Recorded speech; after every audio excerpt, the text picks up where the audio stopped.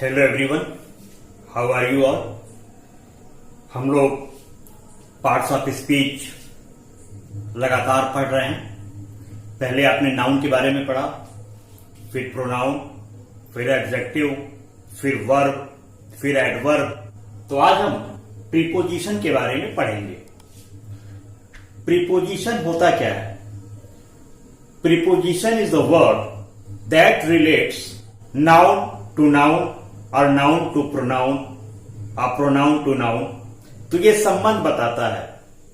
Preposition noun का noun से या नाउन का प्रोनाउन से क्या संबंध है, जो संबंध बताने वाले शब्द होते हैं उसी को प्रीपोजिशन कहते हैं।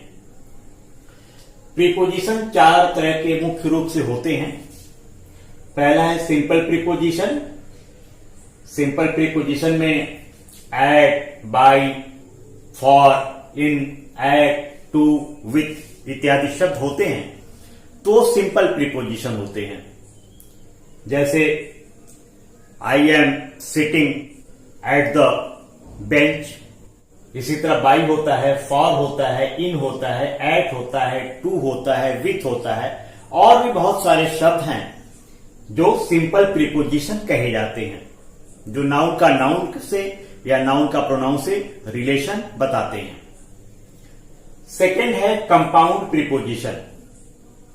कुछ प्रीपोजिशन कंपाउंड होते हैं, यौगिक होते हैं, जैसे after, behind, below, among, above इत्यादि। तो ऐसे शब्द यदि आते हैं, इस तरह के प्रीपोजिशन होते हैं, तो उन्हें हम कंपाउंड प्रीपोजिशन कहते हैं। तीसरे तरह का प्रीपोजिशन है फ्रेज प्रीपोजिशन। ये फ्रेजल होता है। कुछ प्रीपोजिशन फ्रेजल होते हैं, जैसे instead of, in addition to, in spite of, in front of. तो इस तरह के जो शब्द होते हैं प्रीपोजिशन वाले, जो संबंध बताते हैं नाउन का नाउन से या नाउन का प्रोनाउन से, तो इसे फ्रेज प्रीपोजिशन कहते हैं। चौथा प्रकार है पार्टिसिपल प्रीपोजिशन। पार्टिसिपल प्रीपोजिशन क्या होते हैं? ड्यूरिंग, रिगार्डिंग, कंसिडरिंग इत्यादि शब्द जिसमें आते हैं, जो प्रीपोजिशन आते हैं, उसको पार्टिसिपल प्रीपोजिशन कहते हैं। आइए अब देखते हैं कुछ प्रीपोजिशन के यूज। Between, among. बिटवीन का मतलब भी बीच में होता है और एमंग का मतलब भी बीच में होता है। लेकिन जब दो व्यक्तियों के बीच में कोई बात होती है तो बिटवीन होता है, और दो से ज्यादा व्यक्तियों के बीच में यदि कोई सी चीज की बात होती है तो एमंग होता है। जैसे divide the mango between Ram and Shyam. Ram और श्याम में बराबर बराबर मैंगो को डिवाइड कर दो, तो यहां बिटवीन आएगा। लेकिन यदि दो लोगों से ज्यादा है और आम का डिस्ट्रीब्यूशन करना है, तो हम बोलेंगे divide the mango among these students.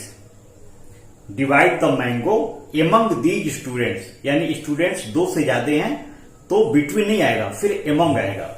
और यदि दो लोग रहेंगे तो बिटवीन आएगा। इसी तरह इन और इनटू है। इन स्थिर अवस्था होती है, स्थिर अवस्था के लिए इन का प्रयोग करते हैं। जैसे I am living in this house, तो स्थिर अवस्था है तो इन है। लेकिन the box fail into the well, into जो है गतिमान अवस्था के लिए आता है, तो बॉक्स कुएं में गिर गया, तो गतिमान होके गिरा, तो यहां इनटू आएगा। और इन स्थिर अवस्था के लिए है तो इन आएगा। इसी तरह बाई और विथ है। बाई माने द्वारा और विथ मीन्स भी द्वारा होता है। लेकिन बाई जब कोई काम करता है, कोई एजेंट होता है, तो बाई आता है। जैसे Ravana was killed by Ram, Ravana was killed by Ram. और विथ ये साधन के लिए है। Ram killed Ravana with arrow. Ram ने रावण को एरो से मारा, तो Ram killed Ravana with an arrow, तो यहां विथ आएगा।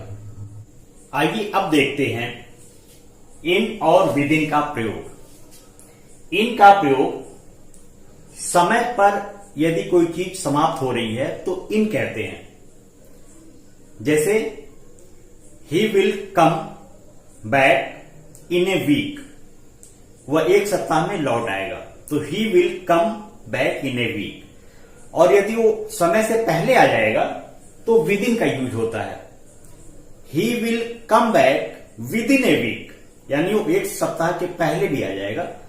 तो समय के पहले जब आते हैं तो विद इन का प्रयोग करते हैं, और समय की समाप्ति पर जब आते हैं तो इन का प्रयोग करते हैं। इसी तरह सिंस और फॉर है।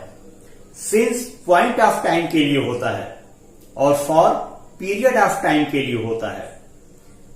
जैसे I am living in this house since 1940। और फॉर का प्रयोग he has been going there for 2 hours. तो फॉर का प्रयोग पीरियड ऑफ टाइम के लिए और सिंस का प्रयोग पॉइंट ऑफ टाइम के लिए इन प्रीपोजिशंस का यूज करते हैं। इसी तरह बिसाइड और बिसाइड्स है। बिसाइड का मतलब होता है नजदीक, और इसमें जब एस लगा देते हैं बिसाइड्स हो जाता है, तो इसका मतलब होता है अतिरिक्त। तो बिसाइड यानी नियर, बिसाइड, कम बिसाइड मी, मेरे पास आओ, कम बिसाइड मी। बिसाइड्स यानी अतिरिक्त, मेरे पास पेन के अतिरिक्त पेंसिल भी है। I have pencil besides pen. तो यहां बिसाइड्स का मतलब अतिरिक्त और बिसाइड का मतलब नजदीक। कुछ और प्रीपोजिशंस का प्रयोग देखते हैं। इन, आफ्टर। इन का प्रयोग समय के लिए करते हैं। He will return in a week, और after he will come here after 2 week. तो आफ्टर यानी बाद में, और इन यदि समय से यदि आ जाता है तो इनका प्रयोग करते हैं।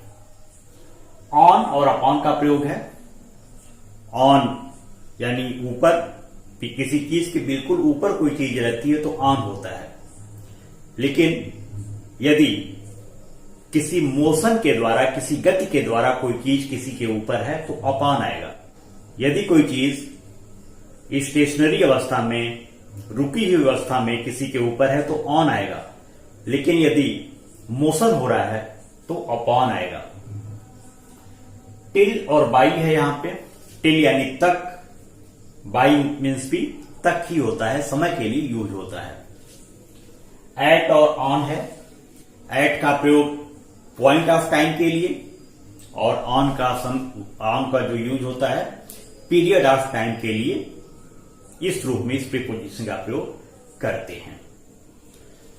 तो बच्चों, इस तरह से प्रीपोजिशन के जितने भी यूज हैं, जब आप उसे करेंगे तो आपको बहुत ही आसानी से इसके जो एक्सरसाइजेज हैं करेंगे आप, तो जितना ही इसकी प्रैक्टिस करेंगे उतना ही आपको समझ में आएगा। बस आप इतना जानिए कि प्रीपोजिशन संबंध बताता है। प्रीपोजिशन ऐसे शब्द होते हैं जो नाउन का नाउन से या नाउन का प्रोनाउन से संबंध बताते हैं, उन्हीं को प्रीपोजिशन कहते हैं। जितना ज्यादा एक्सरसाइजेज आप करेंगे, प्रैक्टिस करेंगे, उतने ही आप परफेक्ट होंगे। यदि कोई कंफ्यूजन होता है तो आप कमेंट बॉक्स में कमेंट करके पूछ सकते हैं, उसका आंसर अवश्य दिया जाएगा।